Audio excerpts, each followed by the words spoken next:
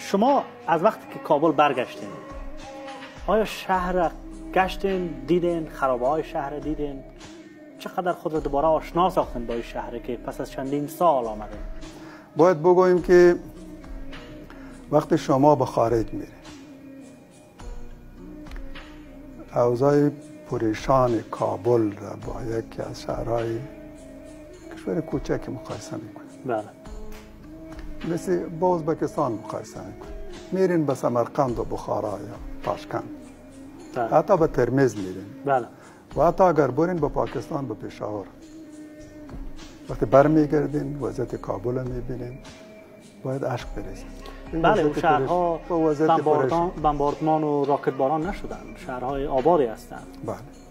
شما زمانی که در کابل میگردین خرابه های شهر میبینین و در جنگ های داخلی که طبعا شما هم یک بخشش بودین، جدا از اینکه کی مقصر است کی نیست، چی نتیجه گیری میکنین؟ باید بگوییم که کمونیستا، نیروهای شوروی همه افغانستان نخست و ایران کرد و استراتژی روسا هم ای بود که مناطق پشتون نشین را تخلیه کنند. استراتژی نظامی روسا. و می خاطرم شما وقتی در اون مرحله می رفتین اطراف رو می دیدین همه اطراف و ایران.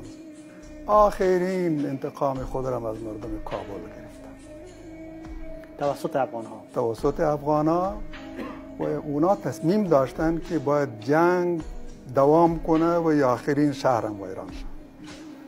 اونایی که شهر ویران کردن خداوند با اونا محاسبه جدی بکنه و از اونا انتقام مردم مظلوم ما را بکنه. کابل را همونایی ویران کرد که همه افغانستان را ویران کرد. کابل را همونایی ویران کرده که تمام افغانستان را ویران. من به چشم خود می‌دیدم. از بالا از کوه می‌دیدم که ترای کی میان بم میریزه. بالای چرستون کی بم میریزه. بالای چهار آسیاب، بالای سیاسنگ و هودخیل و ترخیل.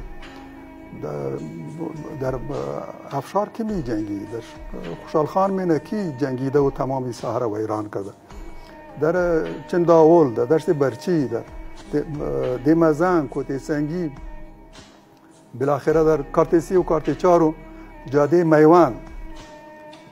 شما اعتراف کردین در یکی از مصاحبه های گذشته تان که یک بار دوبار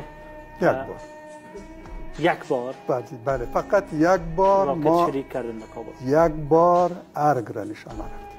فقط یک بار ما هدایت دادم که یک چند راکت به سوی ارگ بزنیم و هم در جواب یکی از حملات درست اینا آمدن با 5 طیاره جت محل بود و باش ما را زیر آتش گرفتن. در حدود 32 بم و راکت ریختن. 32 بم و راکت